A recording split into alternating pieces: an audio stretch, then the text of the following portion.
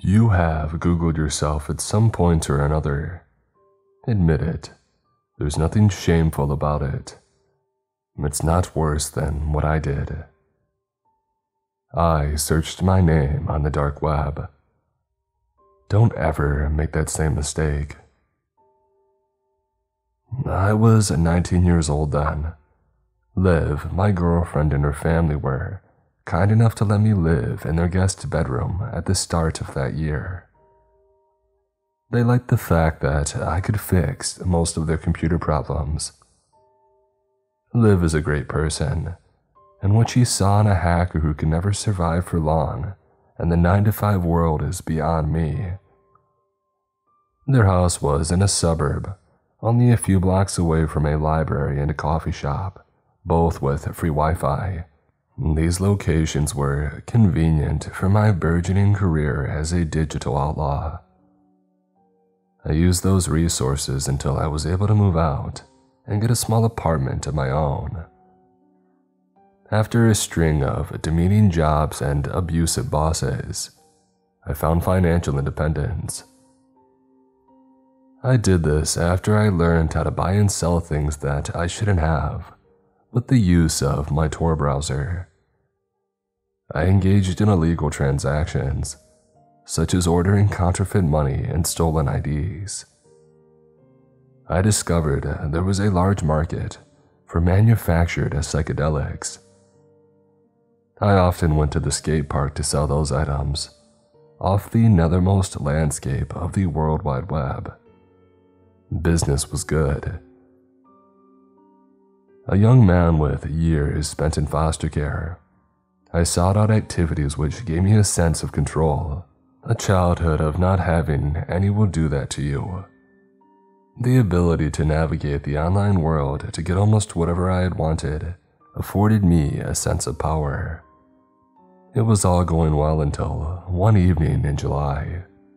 I sat on the second level of a Barnes & Noble bookstore, in a corner next to the self-help section. I always did my best work there. The place was starting to go under, and I didn't have to worry about an influx of patrons. Despite having a disguised IP address, I never wanted to risk a raid at home. The items were always shipped to a P.O. box, instead of my unit number as well. In retrospect, these were all flimsy safety measures, but they still gave me a sense of comfort, even if they were a tad delusional. I made sure there were not any cameras mounted near where I sat. It was a small space out of the way of the general public. Hiding in plain sight was always my preferred method. I drank strong coffee out of an oversized styrofoam cup. After 15 minutes of searching, I grew bored. I typed in my name, Joshua Wells. An input to my identity on that part of the web should be an indicator of how successful and arrogant I had become. I did not expect Wikipedia to be among the results, but it was the third link down. The first one involved a ghost tour in New Jersey. The guide had a similar name. The second was some inappropriate website that I was not interested in. While I may have been a thrill seeker, I was not out to consume media which capitalized on hurting others. I clicked on the third article link because of the title. It was about a television show. It read, "The Short Life of Joshua Wells." At first, the title did not startle me, since there are plenty of others with the same name. The recaps of 10 episodes were on the page. The first paragraph illustrated how the series did not continue past season 1. I read the summary of the first episode for the sake of passing time. Episode 1.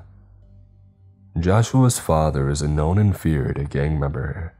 His mother is a helpless addict.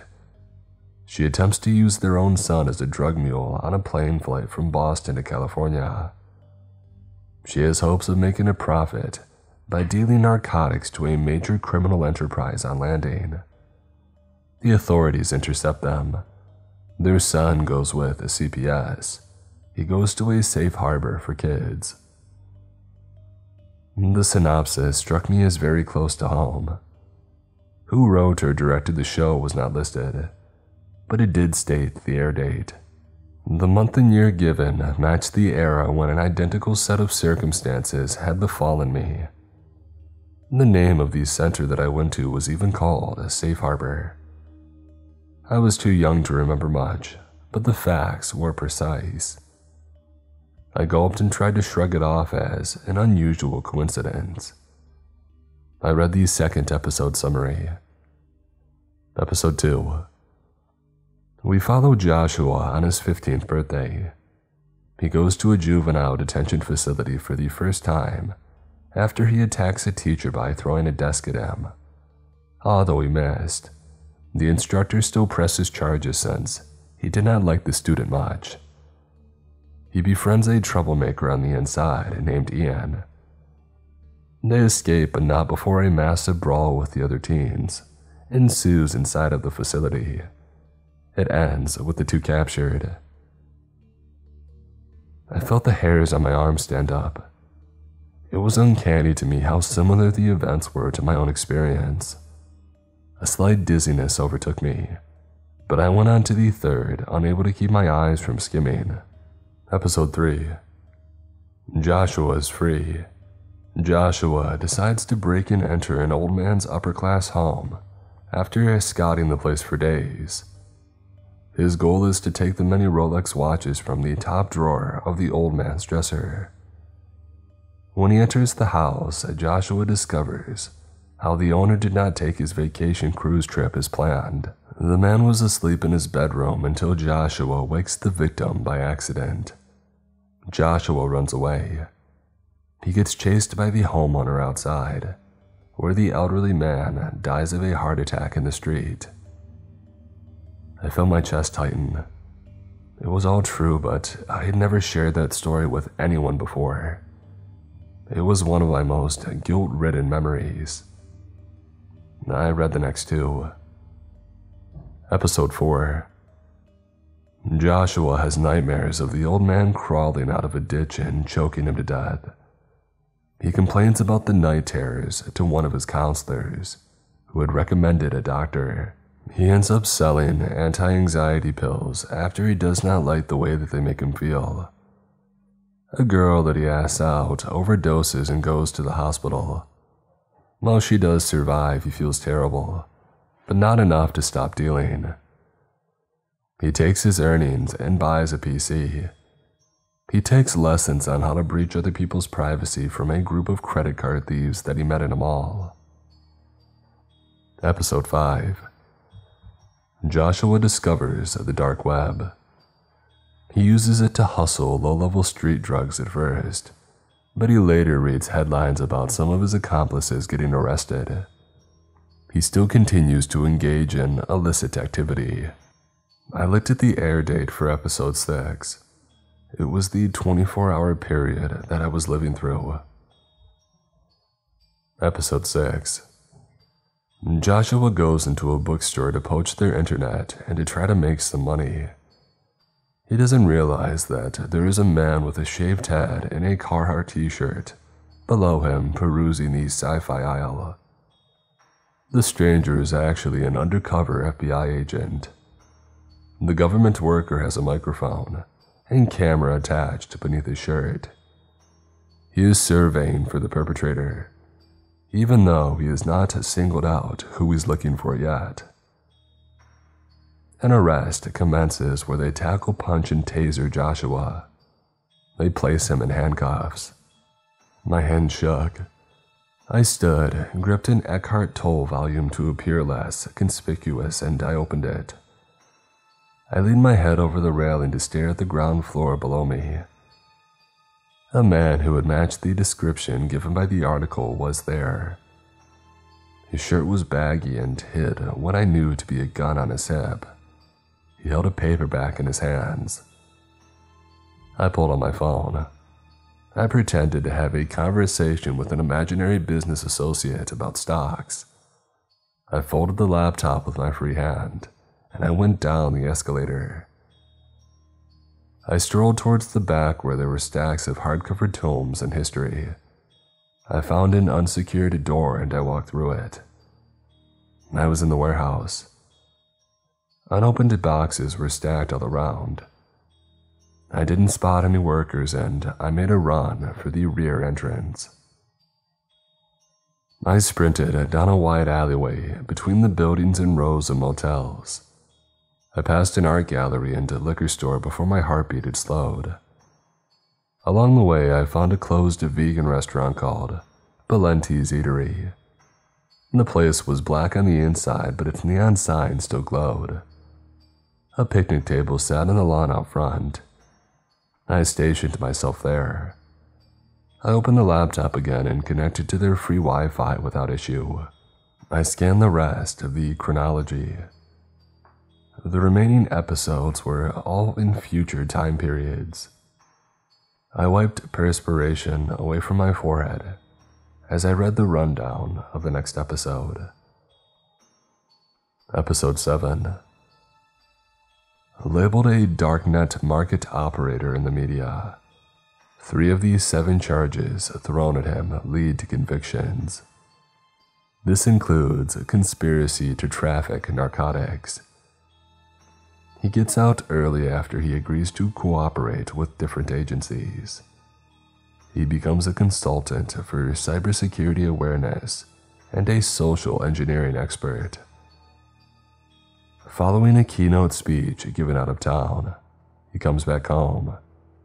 His girlfriend, Olivia, and her family have been murdered.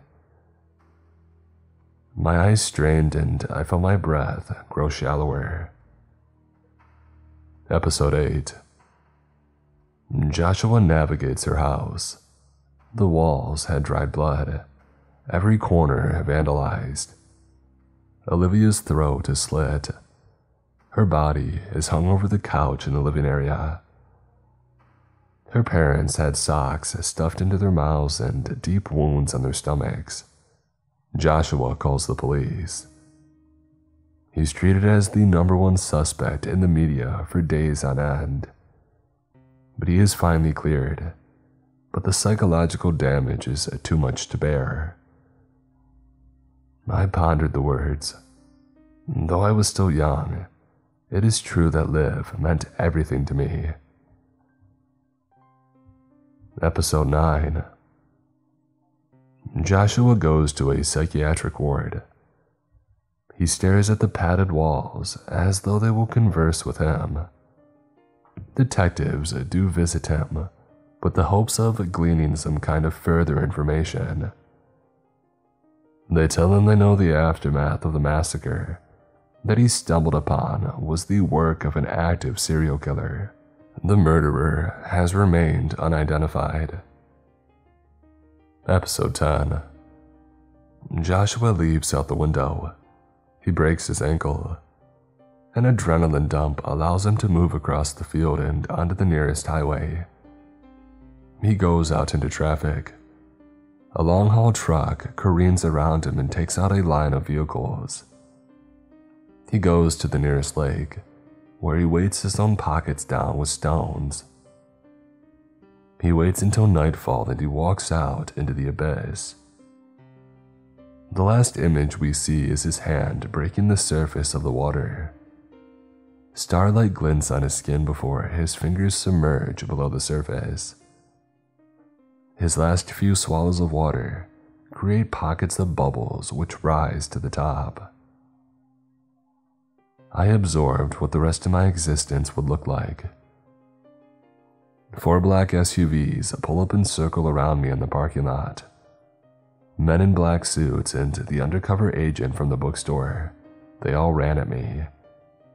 Even though I did not resist, they still threw me to the ground. They dislocated my shoulder and kicked me in the jaw a handful of times before they cuffed me.